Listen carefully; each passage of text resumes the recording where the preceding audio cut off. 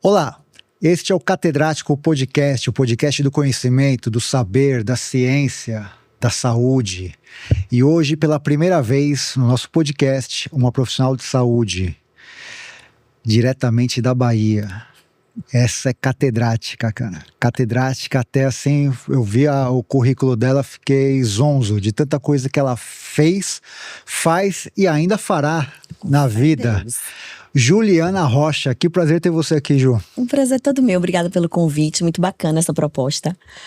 Tô muito à vontade, tô muito feliz. E muito feliz de ter pela primeira vez, tudo bem que o podcast é novo, mas uma aluna da Universidade Estadual da Bahia. Isso aí, eu sou mineira, mas cresci na Bahia e eu falo que baiana é um estado de espírito, né? Meu estado de espírito é esse aí, sou baiana de coração. E lá você se formou na Bahia em fonoaudiologia. Exatamente, fonoaudiologia. Por que você decidiu fazer isso? A história é muito engraçada, eu queria ser psiquiatra, porque meu pai falava assim, você é um para-rádio maluco. Onde tem alguém que tem algum problema, eles vão te achar. Só que eu tenho muita dificuldade com sangue, com hospital. Nunca, se eu vi uma fratura exposta, acho que eu caio pra trás. E aí eu tinha uma banda, eu e uma amiga, a gente cantava na noite, tá? Eu e Soraya. E aí foi ela quem me falou, vamos fazer fono? Lá na Universidade do Estado da Bahia, na época só tinha fonoaudiologia, nutrição e enfermagem.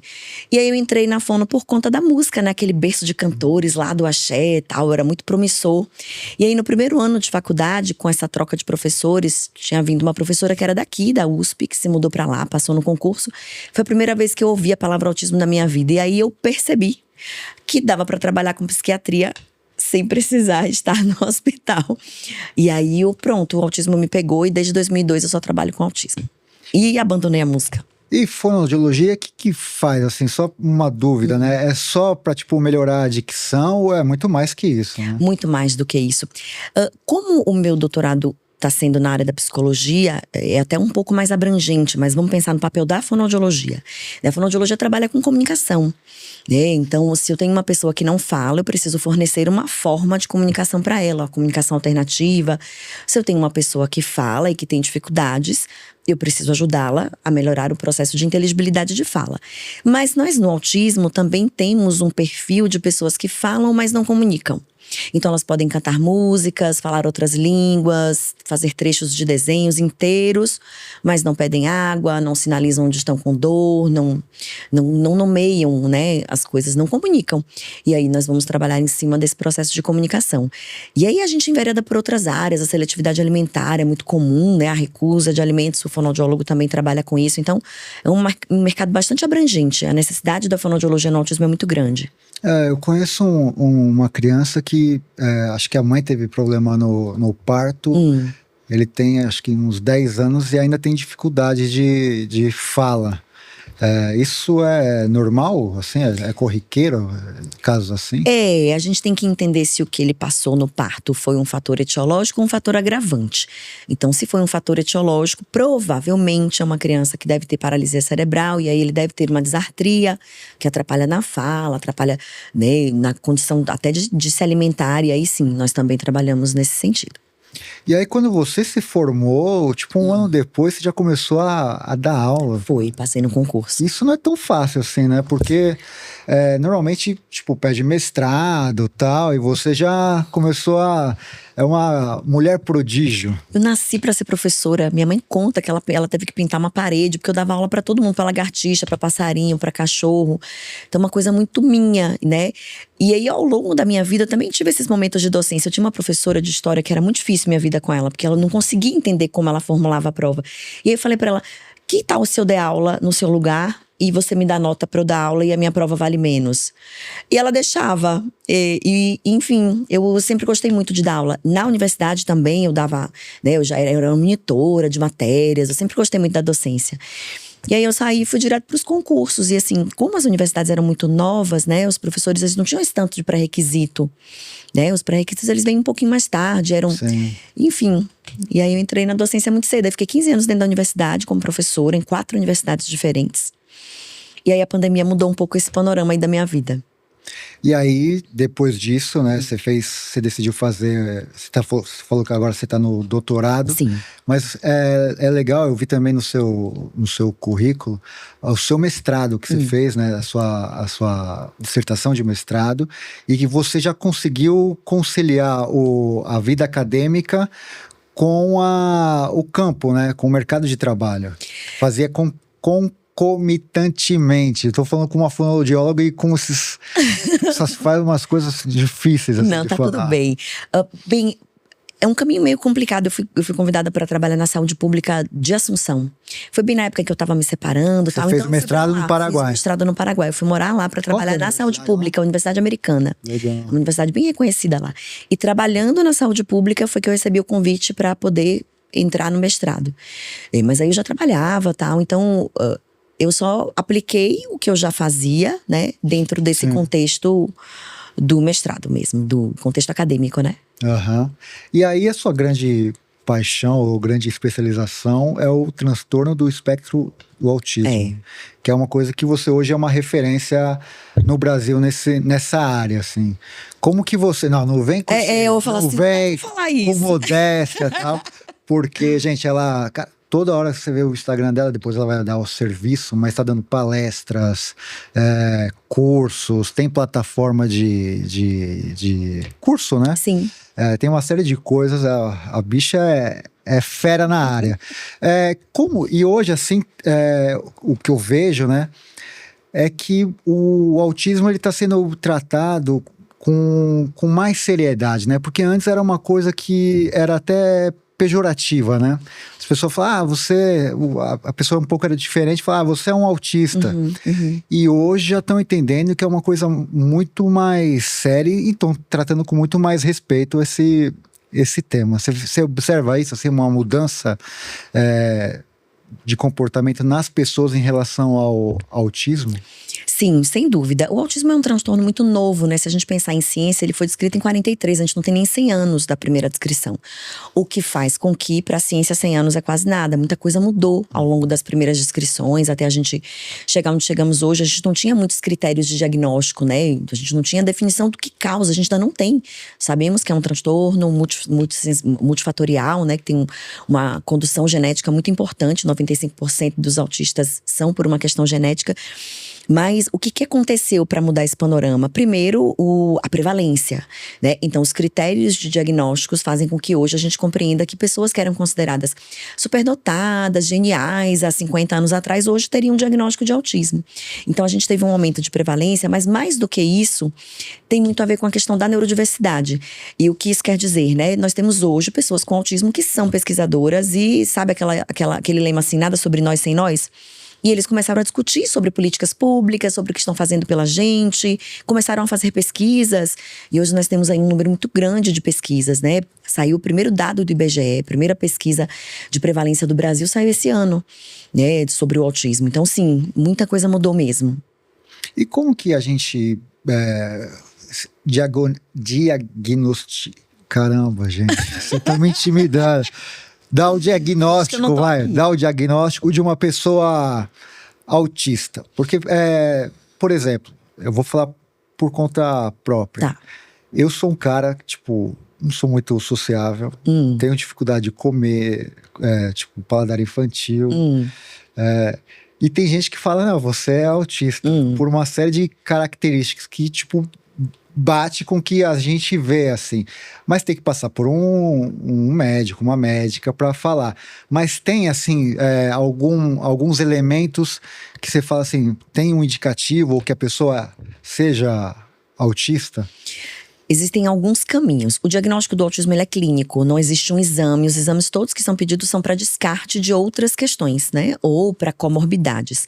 Mas não há um exame, nem de sangue, nem de imagem que você vai fazer e que vai confirmar o autismo. Muito pelo contrário, eles são para que a gente vá descartando outros critérios e aí a gente chega no diagnóstico que é dado por um número de perguntas lá no DSM, que é o nosso transtorno, né? O nosso manual de transtornos psiquiátricos. Então, É um diagnóstico clínico. O que acontece? As pessoas, para pensar em autismo, elas precisam ter alterações no que nós chamamos de tríade do autismo. Elas têm que ter alterações de comunicação, seja verbal ou não verbal, dificuldades de acesso às palavras, dificuldades de oralidade, ou a não verbal, expressão facial, movimentos corporais e prosódia, né, que é a cadência da fala.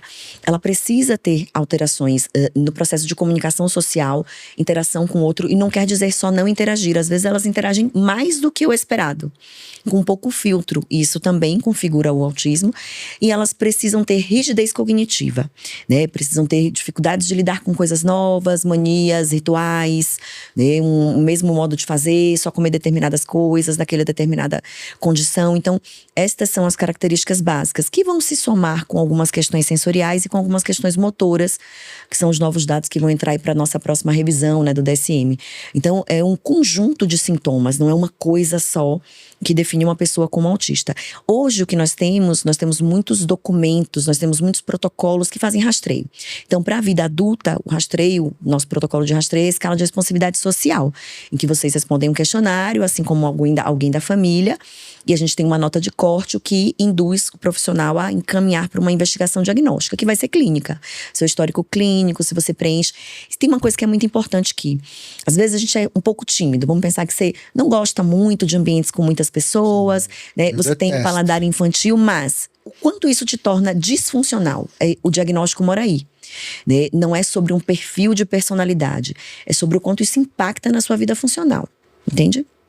Tipo, o que te bloqueia. O que te impede de você fazer uma coisa importante pra você ou pra sua família, porque você não vai estar naquele lugar com Festa de aniversário. pessoas. Você não vai no aniversário porque você não come nada daquilo e você tem um impacto social. Então, uma coisa é, eu tenho minhas preferências. Então, por exemplo, eu não como nem glúten nem lactose. Mas eu vou em aniversários. Eu como antes, eu não gosto de leite condensado, mas hoje eu vou comer um brigadeiro. Então, isso não me torna disfuncional. Mas tem pessoas que vão ter uma disfunção, não vão conseguir participar de determinadas situações e vão perder relações sociais, vão perder emprego, vão perder relacionamentos mesmo, né? Perder casamentos, e isso é o que impacta na questão do diagnóstico. Porque tem muita gente, né? Acho que isso tá diminuindo, que acha que o autismo é uma coisa que se identifica fisicamente, né? Perfeito, nunca. O autismo não tem cara, né? Qualquer um pode. Qualquer pessoa pode ter autismo. O que se direciona para um aspecto mais, né, mais físico é quando o autismo ele vem secundário a outras síndromes. A gente pode ter o autismo sindrômico. E aí, como ele vai estar ligado a outras síndromes que podem ter características físicas, você acaba associando. Mas o autismo em si, ele não tem cara mesmo. É uma frase comum que a gente fala, né? O autismo não tem cara. E você acha que o Brasil tá, em comparação com outros países, tem avançado em pesquisas, em relação a tratamento? Como que é o acolhimento?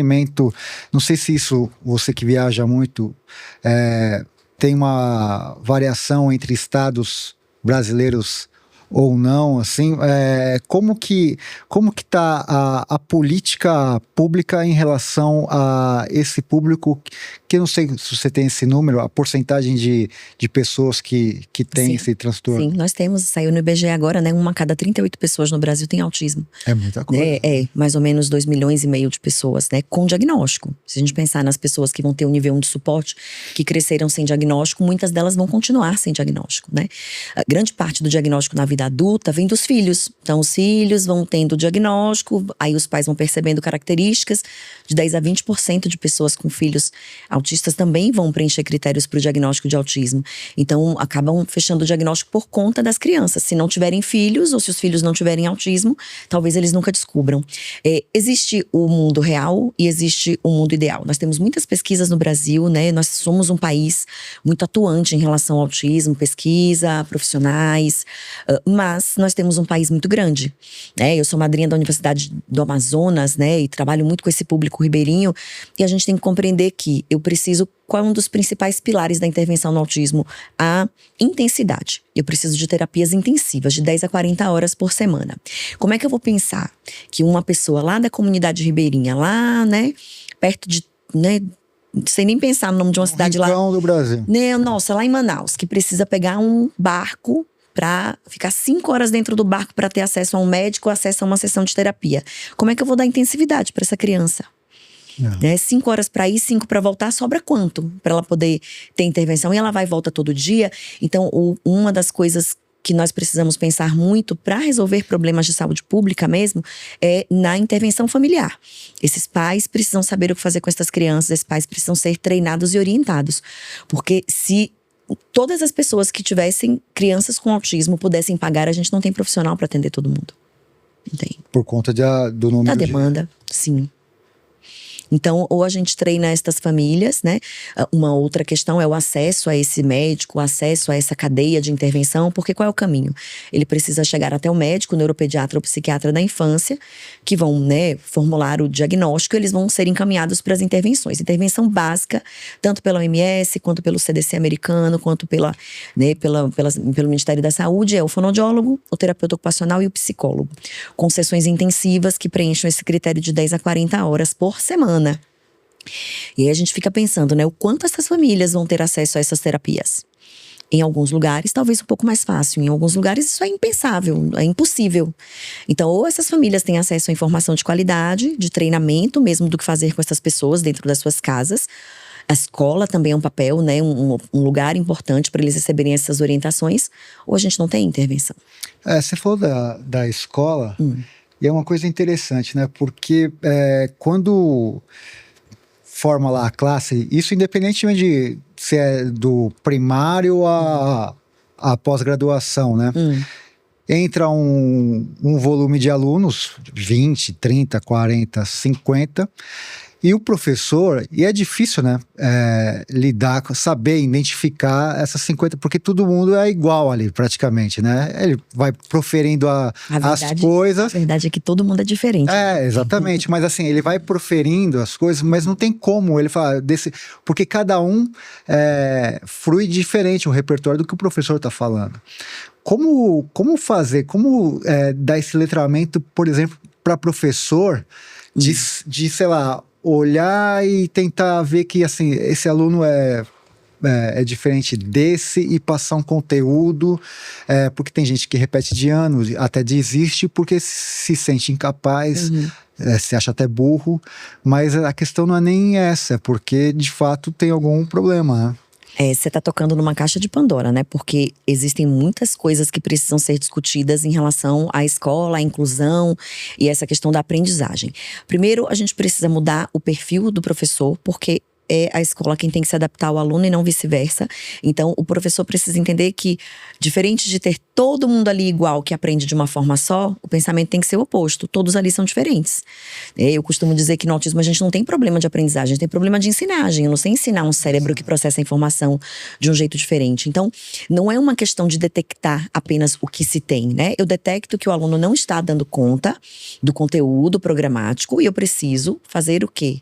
Uma avaliação institucional para adaptar o currículo dele.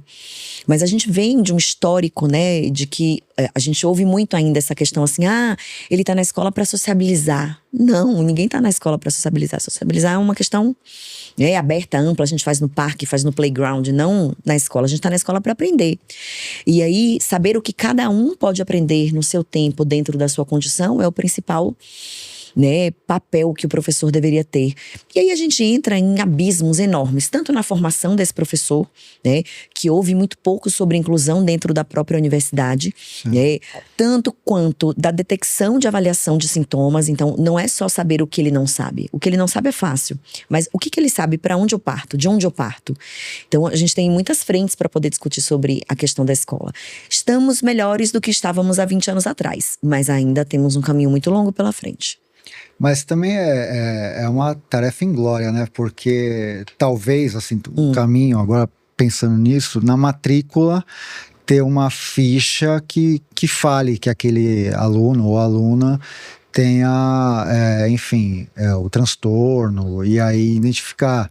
Não sei se seria um caminho, porque se você entra na sala de aula, você como professora, mas já com essa especialização, esse olhar que você já tem mais sensível, é uma coisa, mas para quem não né, eu fico imaginando assim, um professor de economia, né, ter na sala de aula, sei lá, 50 alunos, como que ele vai sacar, né, como que ele poderia passar esse conteúdo, né? Porque também tem esse problema a problemática das faculdades, que tem muito aluno em sala de aula e fica difícil mesmo, né? Aí que entra um ponto importante. O perfil do aluno mudou de 20 anos para cá. A pandemia mudou muita coisa. Então, o que nós deveríamos estar discutindo é: a sala de aula não dá mais para ter tantas pessoas, porque a diversidade dentro da sala de aula é muito grande. Então, como o professor vai detectar no meio de 50 alunos as necessidades de cada um deles? É porque não é para ser mais 50 alunos. E nisso ninguém discute ainda. A gente ainda não chegou nessa fase, que é a parte mais importante da discussão. Então, o papel está muito voltado para o que o professor precisa ter de habilidade. E aí a gente entra nessa questão inglória. É impossível o professor ter todas as habilidades necessárias, correr atrás disso para dar conta de 50 alunos. Então, a gente tem que discutir o número de alunos na sala, para que o professor tenha mais condições, né, dentro da sua formação, discutir uma revisão curricular mesmo para a formação do professor, né, para as formações. Então, assim, o caminho é muito grande, o caminho é muito longo. E fico imaginando, né, que as pessoas que têm e não sabem que tem o autismo, desistiram de várias coisas, né, na vida, por conta de coisas desse tipo, assim. Mas aí tem uma coisa que é pior. Mais do que desistir, são as comorbidades. São os processos que eu vou gerando, psíquicos, por conta disso. Ansiedade, depressão, né? Então, o índice de suicídio de pessoas com autismo nível 1 de suporte, que são eles que não vão ter diagnóstico, é muito alto. Né? A depressão, você percebe que você não é compatível com aquelas pessoas, que você não vive no mesmo planeta. Eles falam isso, né? Parece que eu sou de um outro planeta.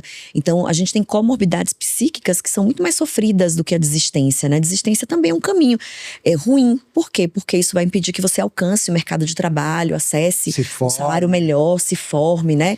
Então, há impactos enormes em todas as esferas. Não apenas no quanto você recebe, o quanto você vai ser socialmente, né, vamos dizer assim, valorizado, mas também o quanto você sofre. O sofrimento psíquico é muito grande.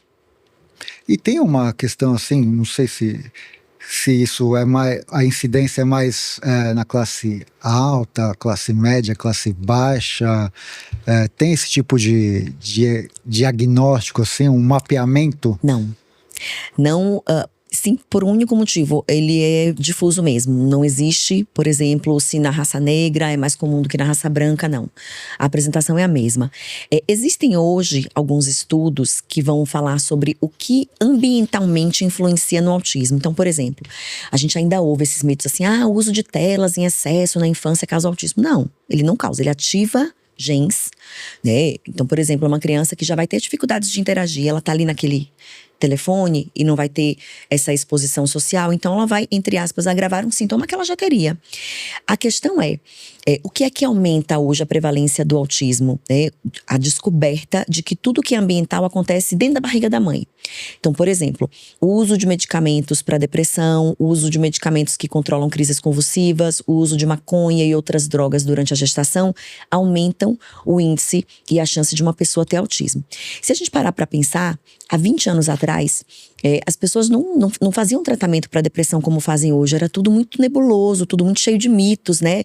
Era um tabu muito grande. A pessoa não queria enxergar que ela tinha depressão e por isso não procurava o tratamento médico e por isso não tomava os medicamentos. Tratado como frescura, né? Exatamente. Hoje a gente tem uma discussão muito maior, né? Um conhecimento social muito maior sobre a depressão. Então as pessoas estão buscando diagnóstico, estão buscando tratamento e por isso estão medicadas. Medicadas, elas têm mais interesse social. Medicadas, elas vão ter parceiros sexuais. Medicadas, elas vão engravidar. E aí, isso aumenta muito o índice de pessoas com autismo que vão nascendo. Então, é uma questão histórica, cultural, social, mas que impacta, por exemplo, no índice de pessoas, na prevalência de autismo. Mas é uma questão histórica, uma questão psíquica, né? E você trabalha com essa questão também da mente, né? Você falou da depressão. E cada vez mais a sociedade nessa maluquice que tá, né? De coisa caótica, de trânsito, de cobrança, tudo. As pessoas estão… acho que o maior problema da humanidade hoje é a questão mental, né? Com essas doenças todas causadas por isso. Tem um livro de Foucault que chama Ensaio sobre a Loucura. E Foucault faz um estudo sobre as últimas pandemias, né? Um histórico. E ele, no livro dele, ele fala que depois de uma pandemia a gente sempre vai passar por 10 anos de uma histeria coletiva. E quando eu li esse livro, a gente estava saindo da pandemia, eu falei, meu Deus, ainda vou ter que aguentar 9. E é muito isso mesmo. Eu falo, nossa, a gente só está reproduzindo movimentos muito naturais, né? da evolução dos seres humanos. Então, a gente tá nesse momento de histeria, né? Bebês reborns sendo tratados como pessoas e por aí vai. Tomara que passe logo, né? Então, fala disso, cara. Eu? Não, mas não me comprometa. Como psicóloga, como uma série de coisas assim. Você acha que, você fala, né, também que a pandemia te transformou. Muito. Eu acho que transformou, quem tem sensibilidade, acho que transformou quase todas as pessoas que têm sensibilidade, porque eu acho que depois de um acontecimento histórico como aquele, não tem como as pessoas não se transformarem, né? Pro bem ou pro mal. Ou pro mal, né? Muita gente, enfim, mudou vários tipos de comportamento. A questão da higiene, a questão até do valor do significado da vida, né? Da importância para coisas que às vezes as pessoas não davam importância. Como a própria casa, como, enfim, uma série de coisas que não olhavam para aquilo. Você acha que a pandemia, vamos falar agora pro bem, assim, o que você acha que ela mexeu e transformou o mundo pro melhor, assim? Pro melhor, é que tem menos itens pro melhor do que pro pior, né? Eu acho que pro melhor foi a evolução tecnológica. Nós avançamos 20 anos em tecnologia durante a pandemia, né? Então eu dava aula em 4 universidades na época da pandemia. Eu tinha um pequeno computador só para montar slides, né? Mas eu não tinha um escritório, não sabia mexer em Zoom, nesses aplicativos todos de reuniões online. E aí quando a pandemia veio, cada universidade adotou um desses. Eu tive que aprender 5 de uma vez, tive que comprar um computador que não travava, né? E a gente começou a fazer reuniões, né? Eu tenho muitos alunos hoje em Portugal, eu tenho alunos da Angola, eu tenho alunos nos Estados Unidos, tô indo para Portugal em agosto, beijo pra galera de Portugal. Então, assim, nós evoluímos muito nessa globalização, do quanto nós podemos estar em qualquer lugar. As empresas hoje contratam pessoas que moram em outros países. Em home office, né? E mais da metade da minha vida hoje é de home office. Eu supervisiono 15 clínicas pelo Brasil graças a essa tecnologia. Mas eu acho que ela intensificou muito tudo que cada um tem dentro de si. Pro bem, quem é empático vai se tornar mais empático ainda, né? O fato de muitas pessoas terem perdido familiares, o fato de muitas pessoas terem tido sequelas, né? Então ele se tornou mais empático, mas ele também trouxe um lado nebuloso, né? Um lado mais egoísta, um lado de que… Individualista, né? Isso mostrou, né? As pessoas que furavam fila, por exemplo, para tomar vacina, que por aí vai. Compraram papel higiênico. Tinha aquele lance de comprar. As pessoas estocavam alimento e não estavam pensando no outro.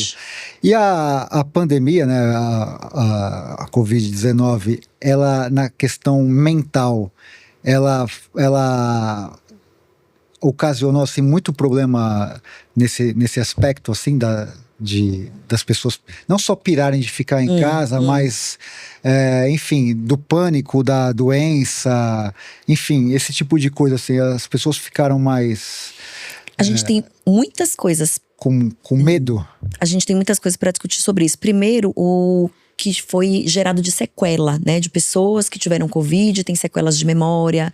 Eu tenho muitos colegas professores que tiveram que se afastar da docência, porque eles não lembram mais, né? O acesso às palavras ficou mais difícil. Então, as sequelas tiveram um impacto importante, inclusive financeiro. Eu tenho que largar o meu emprego, eu tenho que buscar uma outra forma, né, de dar conta, tenho que pagar terapia, isso tudo, né? Mas a gente também tem essa questão do sofrimento psíquico. Quem estava em depressão, piorou os quadros de depressão, né? O abandono, né? Foi muito comum, pessoas que perderam muitos membros da família e que ficaram sozinhos por conta disso, né? Então, a pandemia dá para escrever livros e livros do impacto, né? E suas diversas interfaces aí. Nossa, processo incrível. Que incrível que a gente pôde viver isso. Um momento histórico, né? Um momento histórico. E cada um viveu de um jeito. Exatamente. Né? Saiu de um jeito, enfrentou isso de um jeito. E quem tem a sorte ou a capacidade de pegar isso, né, esse momento histórico difícil que toda a humanidade passou e sair melhor, foi uma bênção, né? Exatamente. Apesar de todo o sofrimento, de todas as coisas. Eu perdi amigos durante a pandemia e a gente assustado com as coisas que não podia encostar, não podia falar perto, né? Isso tudo afeta principalmente o mental, né? Porque é o pavor de uma coisa que você não via e é uma coisa de graça, que era o ar, né? E você não conseguia lidar com aquilo, né? Porque tudo era uma coisa muito, muito nova. E aí os médicos se juntaram, cara, e foi uma coisa fabulosa de encontrar uma vacina, e acho que foi um recorde na história da medicina, né? Essa questão de encontrar uma vacina em tão pouco tempo, né? Eu fui uma das primeiras 500 pessoas que tomaram a vacina no mundo. E por que isso? Porque eu fiz parte da pesquisa, eu era profissional de saúde, eu fiz parte da pesquisa e graças a Deus eu caí no grupo de pessoas que tomaram mesmo a vacina e não placebo. Na primeira semana que ela chegou no Brasil, eu já tinha tomado. A gente só foi descobrir 2 anos depois, né? Que a gente fez parte desse grupo, porque quem não fez precisava receber a vacina. E o que é ecolalia? É isso? Ecolalia. Você é uma das, ou a única, ou uma das únicas no Brasil conhece sobre isso. Eu não conheço sobre isso. Eu quero saber o que é isso. Vamos lá. A ecolalia é a repetição da fala do outro, né? Então, quando você fala uma frase, eu repito logo em seguida, ou eu fico repetindo frases ditas por outras pessoas em outros momentos. Então, ela é um sintoma de uma disfunção executiva, né? Que é uma habilidade que nós temos de dar respostas adaptadas e sermos criativos para o mundo, e que parece que é linguagem. Então, traz aquela característica que é muito comum, tanto em outros transtornos psiquiátricos quanto no autismo, que você, por exemplo, me faz uma pergunta: Juliana, você quer água? E eu vou repetir: Juliana, você quer água? Ao invés de responder, né? Então, traz muitas dificuldades de comunicação, é marcador de deficiência intelectual também. Então, é um assunto bem profundo. Cara, como assim? Tem gente que faz isso? Eu nunca vi alguém que… Sério? Que repete assim. Nossa, tudo. Tem gente que repete o filme inteiro, assistiu uma vez e repete o filme inteiro. E tem pessoas que repetem absolutamente tudo que você fala, sem responder, sem comunicar. Você falou do autismo, que é a cada… 1 a cada 38 no Brasil. Nos Estados Unidos, 1 a cada 31. E esse aí da… A gente não tem esse tipo de dado, né? É raro, eu nunca vi isso. Sério? Nossa, alguém que legal. repita o que falha. Que assim. legal, alguém que não viu, porque eu vejo isso todos os dias, né? Essa é a minha vida. Mas tem bastante gente que é assim? Sim. Caramba. Pessoas no autismo é muito comum, muito comum. No autismo, isso? Na verdade, como é uma disfunção executiva, qualquer diagnóstico que traga disfunção executiva vai ter. Então, pessoas com Alzheimer vão ter, pessoas com demência frontolateral também vão ter. Né? Então, é um recurso que vai parecer que é linguagem, né? Porque como assim você repete tudo que eu falo? Mas, na verdade, é uma dificuldade executiva mesmo. Cognitiva. E é muito louco porque tudo que você trabalha faz… tudo que você trabalha, que você estudou, tem super sentido, né? Que é a fonoaudiologia, o transtorno do aspecto do autismo, a ecolalia, enfim, tudo… Vai levando, a coisa vai levando a outra. Tudo se liga, né? Tudo se conecta ao seu trabalho, ao seu repertório e isso te transforma numa profissional super requisitada. Eu quero que você fale das palestras que você dá. O que você fala nessas palestras todas? Ai, gente, é coisa, né? Então, assim, como eu fiquei 15 Ou é anos… cada palestra é uma temática diferente? Vamos lá, elas giram em torno do mesmo nicho, né, sobre o autismo. Mas como eu fiquei 15 anos dentro da universidade, você acaba tendo contato com muitos assuntos, né, com muitos outros profissionais. Então, por exemplo, eu tenho um interesse muito grande pelos marcos do desenvolvimento, por todos os ciclos do desenvolvimento humano. Eu sou muito curiosa, então eu nunca pesquisei só como era o desenvolvimento da linguagem na criança. Eu quero saber como é emocional, como é o físico, como é o cognitivo. E isso vai fazendo com que você vai criando links e vai tendo interesse por outras áreas, né. E foi aí que eu cheguei na neuropsicologia. Por isso o interesse, né, do doutorado na psicologia, porque a função executiva a gente não vê na Universidade de Fonoaudiologia, a gente vê na psicologia, uma área da psicologia. E aí dentro da psicologia a gente tem a análise do comportamento aplicada, que é uma ciência, e eu também sou analista do comportamento por ter estudado essa ciência, né, e a gente usa muito para as intervenções em autismo. E aí vai sempre nesse nicho, né? Como eu sou fonoaudióloga, eu falo muito sobre comunicação alternativa, que são outras formas de comunicação para pessoas que não falam. Falo sobre ecolalia, falo sobre funções executivas, que é meu hiperfoco, a paixão da minha vida. E aí vem habilidades sociais, que é uma coisa também muito importante pra gente desenvolver com adultos e com pessoas com autismo, né?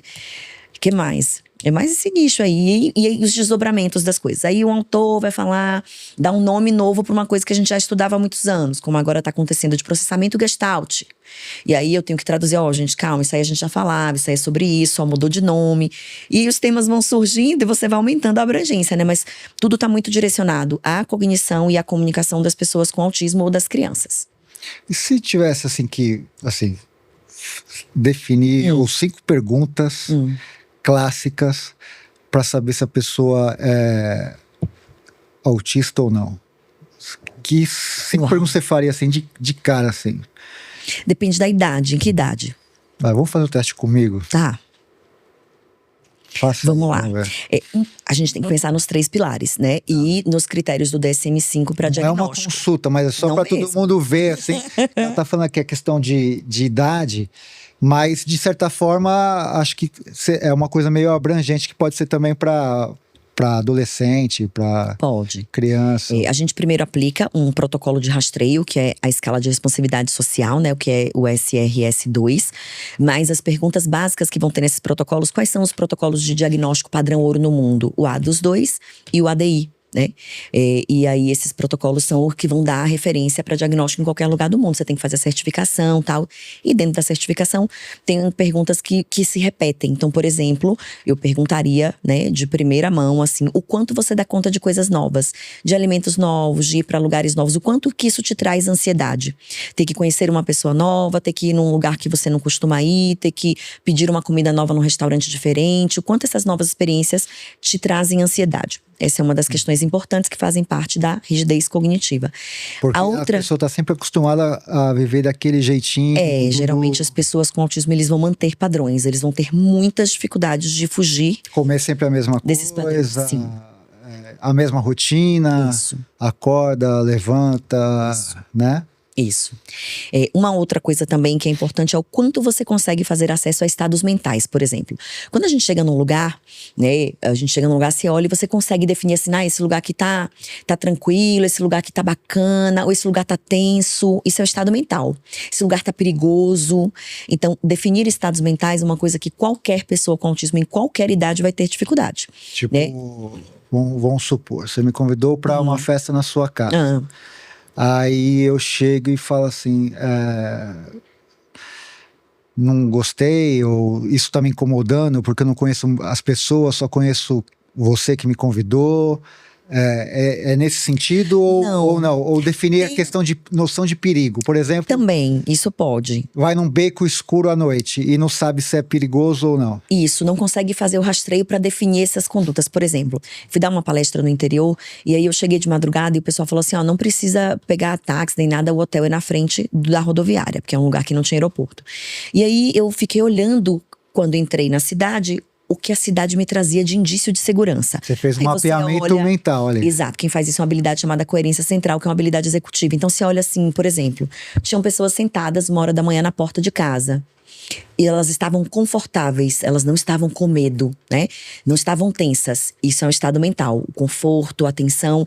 E aí eu disse, olha só, ponto. Aí passei na frente de um bar, as pessoas estavam com os telefones em cima da mesa. Um sinal de segurança. Então, fazer estas leituras é muito difícil para uma pessoa. Já não era nem São Paulo, nem Rio de Janeiro. Não era no interior da Bahia. Né? Então, assim, é muito difícil para uma pessoa com autismo fazer esse tipo de leitura, de um lugar seguro, de um lugar tenso. Eles não conseguem fazer acesso a esses estados mentais, sabe? Então, eles podem chegar num lugar e não perceber que tem um ar de tensão. Vamos pensar que você chegou na minha casa, você não conhece ninguém que tá ali. Mas você consegue perceber se eu briguei com alguém, como é que tá o meu estado mental. O que aconteceu com você? Tá com a cara fechada. Confortável, porque você tá falando pouco, né? Então você consegue perceber esses traços. As pessoas com autismo não percebem. Eles vão ter muitas dificuldades, precisam de treino para isso. Tá, 2 coisas você já falou. Vamos né? Tá mais 3, assim, só para poder… Quanto você consegue entender piadas e questões de duplo sentido, né? Você consegue entender esses traços de ironia. As pessoas com autismo vão ter muitas dificuldades de entender ironias também. E aí, eu pensei nesses aspectos que são aspectos de cognição, mas vamos lá. O quanto socialmente você consegue dar conta de fazer amigos num lugar novo, né? De fazer perguntas em lugares que você não conhece as pessoas, uma pergunta no shopping, onde fica tal loja, será que você consegue? Será que te traz muita ansiedade ter que se direcionar para uma pessoa que você não consegue? Será que você sabe que assunto tocar, por exemplo? Vamos pensar, né, que você vai fazer uma viagem, você vai para Europa. E você tá muito naquele centro, você pesquisa sobre aquilo, aquele é o seu foco, né, de interesse naquele momento. E aí você tá no mercado, porque você tá perto da sua viagem, você vai comprar umas coisas para ficar em casa, e você tá na fila do supermercado. Não precisa ser nenhum gênio para você falar assim, você não vai virar pra pessoa que tá na frente da fila ou que tá atrás e falar assim, você viu quanto é que tá a cotação do dólar?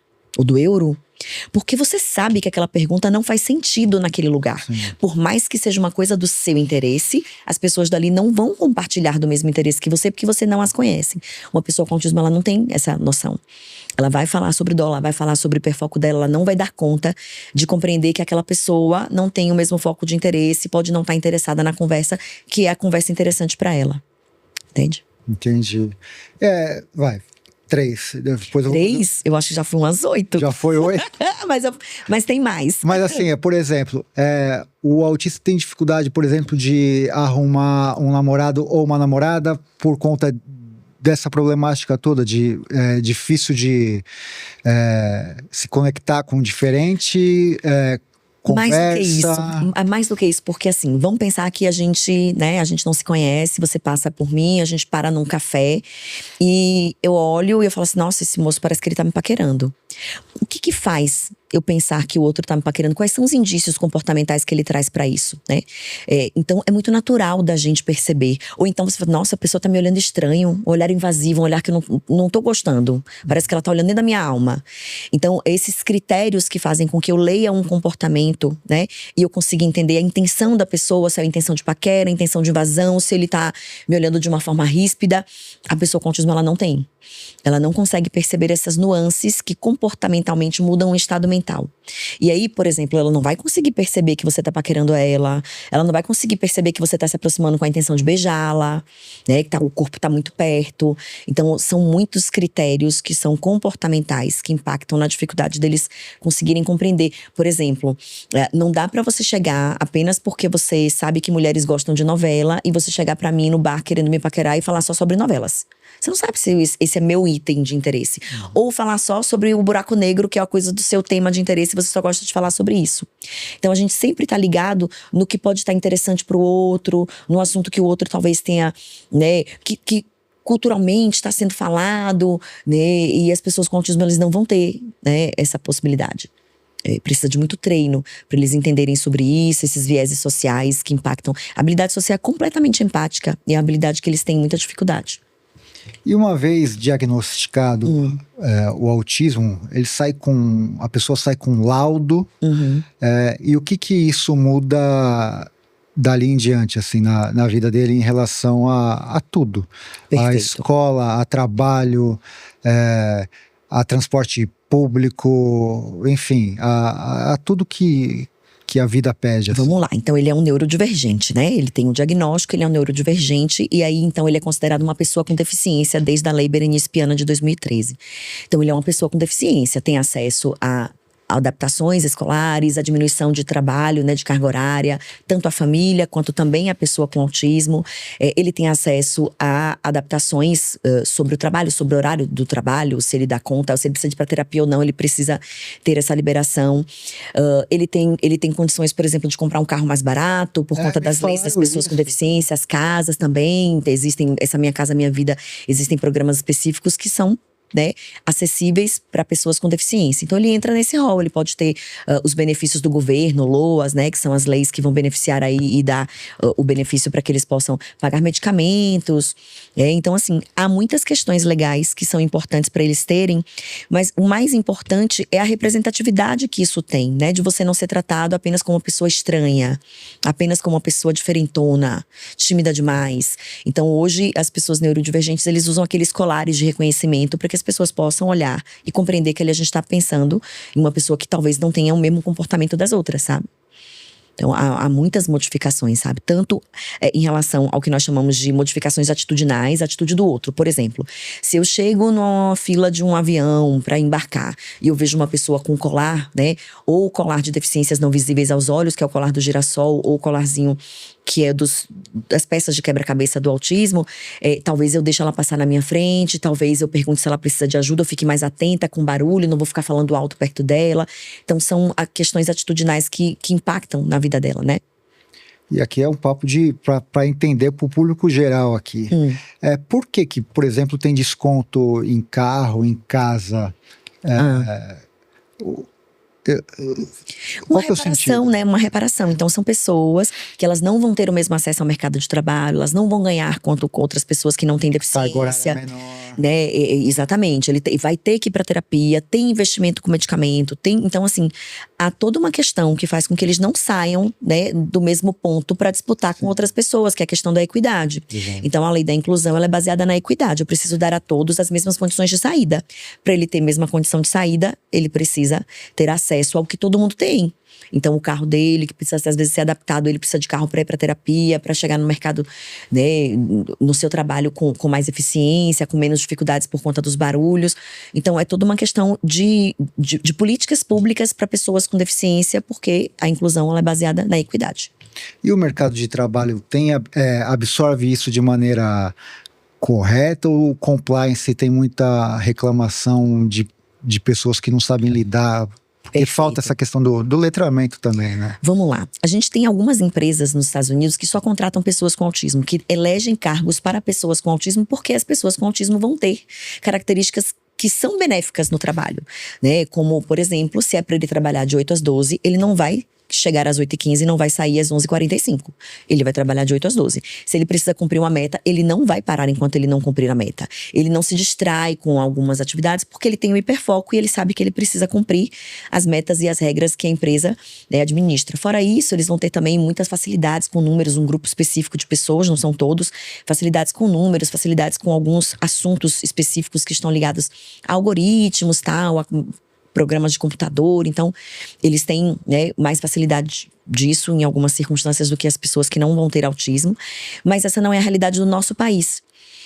No nosso país, a gente ainda tem esse olhar capacitista de que uma pessoa que tem deficiência… Por isso, quando você falou da escola, né, que talvez o professor devesse saber…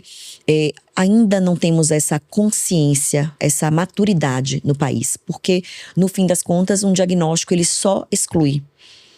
Então você nem é mais chamado pelo nome, você é chamado o autista, sabe? No trabalho a mesma coisa. Vira até uma espécie de bullying, né? Isso, então é muito estigmatizador, sabe? No mercado de trabalho a mesma coisa.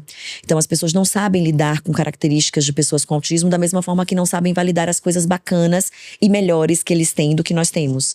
Então a gente ainda tem muitos obstáculos. Há 20 anos atrás… mais ou menos, 20 não, 15, que eu não sou tão velha. Há uns 15 anos atrás nós procuramos lá na Bahia alguma pessoa com autismo no mercado de trabalho para fazer um trabalho de conclusão de curso e não tínhamos. Hoje nós temos empresas, né? Nós temos organizações não governamentais, eu assessoro uma tanto em Salvador como uma que fica em Curitiba, que ela forma equipes e também trabalha com a conscientização da equipe das empresas para que pessoas com autismo possam estar aí no mercado de trabalho. Então, tem muitos já estagiários, muitas pessoas que já têm seu cargo por serem autistas, né? Que vão ser selecionados por conta dessas opções, dessas organizações, né, não governamentais. Então, hoje tem sido uma realidade, mas é um mercado que a gente está ainda abrindo, né? E você conhece, assim, figuras famosas e incríveis, geniais, fodas, assim, que foram ou são autistas reconhecidamente? A grande questão existem muitas… Eu digo assim, famosas, tá? Famosas. Você tá falando famosas de… tipo, sei lá, você fala assim, puta, o Einstein era, não sei. Tá, pois é, vamos lá. Existem muitas pessoas que a gente tem aí meio que, como eles falam assim, Messi é autista. A gente não tem diagnóstico. Então, se a gente não tem diagnóstico, não tem por que discutir. Não fizemos uma avaliação, não fizemos os exames. Então, Einstein não passou pelos exames de descarte. Eu não sei como era a vida social de Einstein, eu só sei do potencial cognitivo que ele tinha. Então, a ciência tem que tomar muito cuidado em relação a isso, porque senão a gente estigmatiza pessoas que não passaram por um sistema de avaliação, levando a esse olhar capacitista por causa de uma característica, ele era autista. Não, a gente não sabe. Então, existem esses nomes que as pessoas falam com muita constância, mas a gente não tem certeza de nada, não. Você falou do Messi e tem sempre isso. Você coloca lá no Google, tem uma Messi autista. Não temos diagnóstico. Porque ele nunca falou sobre isso. Nunca falou. Isso. E é justamente isso, né? Porque as pessoas olham para ele e enxergam alguns elementos, né? Que ele sempre tá de cabeça baixa, ele é tímido, introvertido, tem alguns elementos ali, e as pessoas acham que… E tem uma questão também do olhar, que é um olhar meio aéreo e tal. Então as pessoas falam que ele é…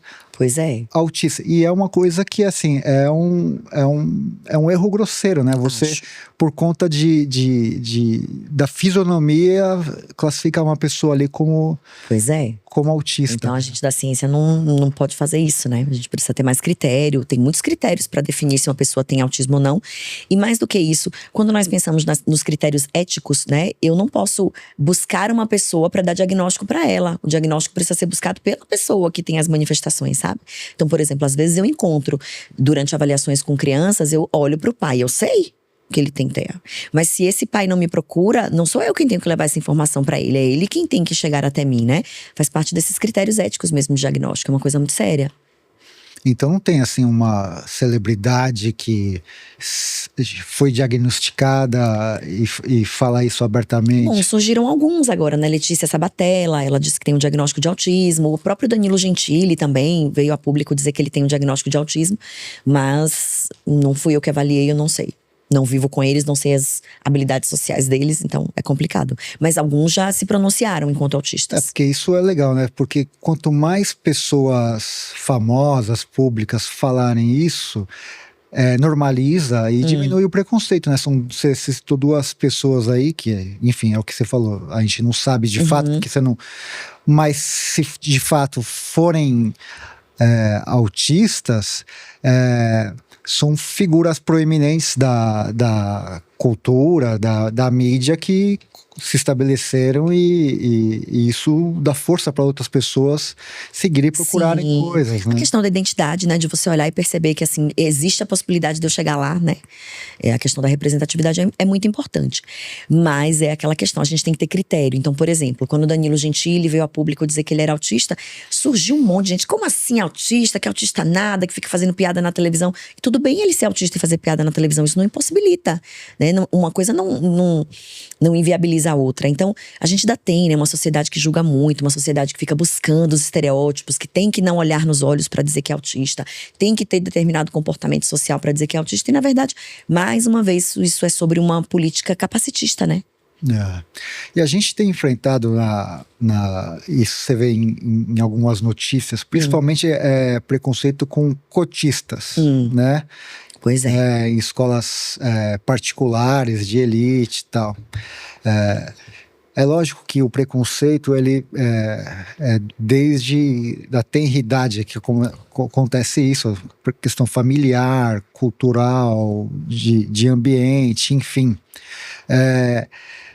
Em relação ao autismo, tem esse tipo de coisa na classe, assim, principalmente a gente está falando ali do ensino fundamental ao médio, famoso e tão propalado bullying, tem esse tipo de coisa, assim, de pessoas que na classe humilham, e casos até de extremo, sei lá, de abandono da escola ou suicídio por conta de coisas assim? Sim, muitos casos. E o que você recomenda, e tem gente aqui, diretora, professora, enfim, que assiste, para lidar com esse tipo de coisa? Eu costumo dizer que o combate vem pela consciência, o combate vem pela educação. Quanto mais você sabe sobre determinado assunto, mais você tem condição de combater esses estereótipos e combater tudo que possa surgir em relação a isso. Então, discutir sobre o tema, tratar com naturalidade, falar naturalmente sobre o autismo e sobre qualquer outra condição é o que vai fazer com que a gente tenha uma diminuição dessas situações. E tem coisas muito graves, eu tenho acompanhado casos muito graves que estão na justiça, inclusive, né? De uma criança, eu vou citar 2 casos, uma criança, não vou nem citar os estados para ninguém chegar perto de quem são, mas de uma criança que tem o diagnóstico de autismo e tem um grupo de colegas, que são colegas que fazem muito bullying com ele, que pegam comida, esfregam no chão da sala e obrigam ele a comer. Né? E de meninos também, que são extremamente… as pessoas ficam imitando os comportamentos motores, imitando as estereotipias, formas de humilhação bem graves, sabe? Então a consciência, a conscientização, a discussão de casos, né? A humanidade, né? Eu falo que a humanidade está com muitos problemas, né? Não é só ser empático, é ser solidário. Não é só falar assim, ai, tadinho, ele tem TEA, assim, tadinho, eu não posso sacanear ele por conta disso, né? E você vê que tem muita escola que fala, eu não sabia, não aconteceu e tal, mas assim, como que não sabe, né? Concordo. Porque a professora tá vendo ali, né, e observa que tem uma zoação, tem tem até um isolamento da pessoa, e ela tem que ir. A função não é só passar o conteúdo, mas é educar no sentido muito mais amplo da palavra e falar assim, vamos abraçar essa pessoa, vamos acolher. Exato. Né? Você não acha que principalmente as professoras que estão ali na sala de aula, e esse comportamento inclusive é feito na sala de aula, né? Nunca é muito escondido, porque esse tipo de coisa tem um monitor no pátio, tem a diretora que passa, tem todo mundo que tá vendo ali.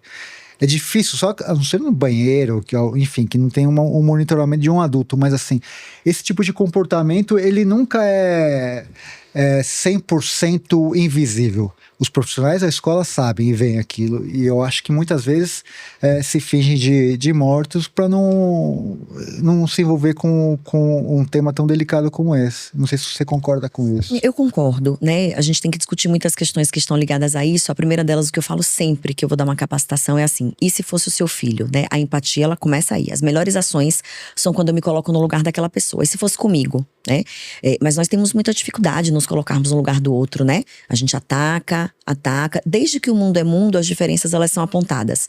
E desde que o mundo é mundo, nós temos tendência a criar padrões, né? Padrões do que é o bonito, o legal, o esperado, né? Normal, e quem é normal, né? Qual é o padrão de normalidade que é isso, né? Eu falo que a vida inteira as pessoas tentaram colocar a gente em caixas que não nos cabem. Todo mundo tá aí com transtorno de personalidade, com dificuldade de aceitação, todo mundo queria ter um cabelo diferente, um corpo diferente, uma bunda diferente, um peito diferente, por conta desses padrões que são, né, impostos para que a gente siga. E aí, quando a gente está diante de uma pessoa em que eu fiquei tentando entrar em todas essas caixas e eu tô diante de uma pessoa diferente, ao invés de eu acolhê-la e abraçá-la e falar assim, vem chorar comigo porque eu também não queria ser como todo mundo tá querendo que eu fosse, eu ataco. Então, é uma coisa que a gente tem que discutir muito, né? Sobre. E aí a gente tem as séries, você já assistiu Adolescência? Assista. Sim. Né? Uma série que fala sobre isso, sobre os impactos psicológicos, né?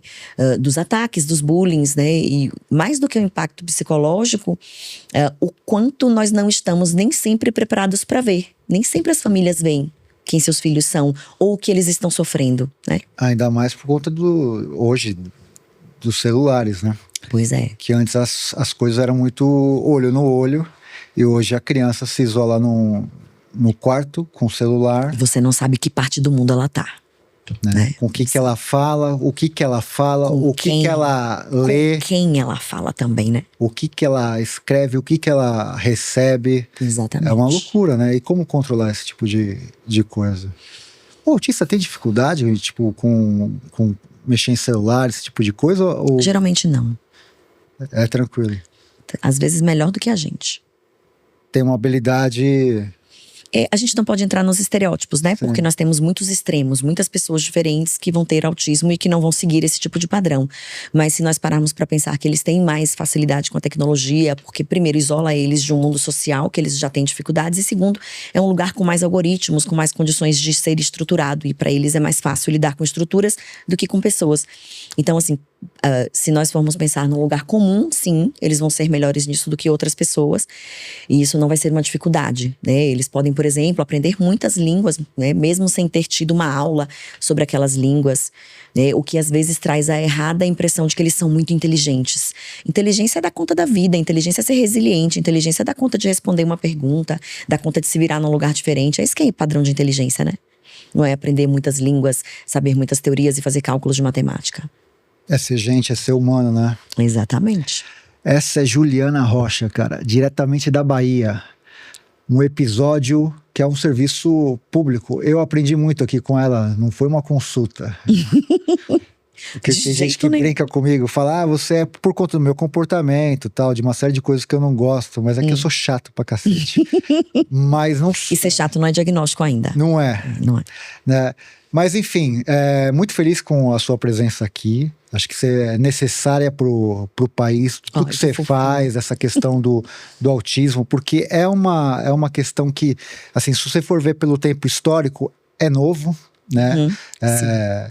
São coisas que as pessoas estão aprendendo a lidar, e assim, você com outras pessoas no Brasil, cortando o mato, né, como se diz, onde tudo era mato, mas você e vários colegas, enfim, estão fazendo esse serviço. público que é importante, como você disse. Muita gente passa por isso, né? Então, a cada 38, uma é assim. Sim. E isso daí, se você ampliar para a família, né, que vive com Sim. isso, o número é muito maior, né? Porque vive e lida diretamente com Exato. Não são só as pessoas com autismo, quem convive com as pessoas com autismo. Então você pode colocar isso, multiplicar por 2, 3, 4. É muita coisa. Então é um tema pulsante, urgente e muito bacana ter você aqui no Catedrático.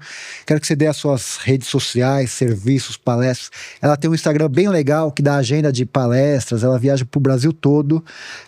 Fala aí com o pessoal e obrigado pela presença. Chegou a parte em que eu fico tímida. Primeiro eu queria agradecer, obrigada, esse programa é muito bacana estar aqui falando não sobre o meu serviço, mas sobre, né, estas questões que são questões realmente de interesse público. O meu Instagram é o Fonojo Rocha.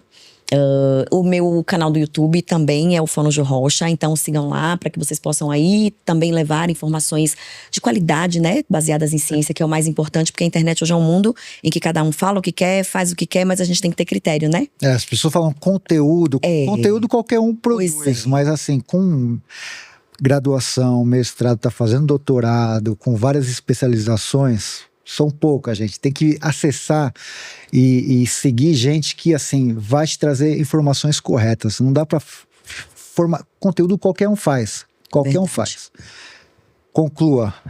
Você tem um podcast também? Pode falar do seu podcast? A gente tem, mas ele não foi lançado ainda. É o Fofoca, é o Fonos Fora da Caixa, em que a gente traz temas mais políticos para a fonoaudiologia, né? Sobre a nossa inserção, nosso papel social, porque tem profissionais que querem ocupar o nosso lugar. Enfim, é uma coisa mais ácida, mas vai ser lançado ainda. Quando for lançado, vai estar lá no Instagram. A gente tem também o nosso Instagram, que também é o Fofoca. Então, são 4 fonos aí que se juntaram para poder tocar fogo na Babilônia. Legal. Este é o Catedrático Podcast. Obrigado por assistir mais um episódio. Se inscreva no canal e até a próxima.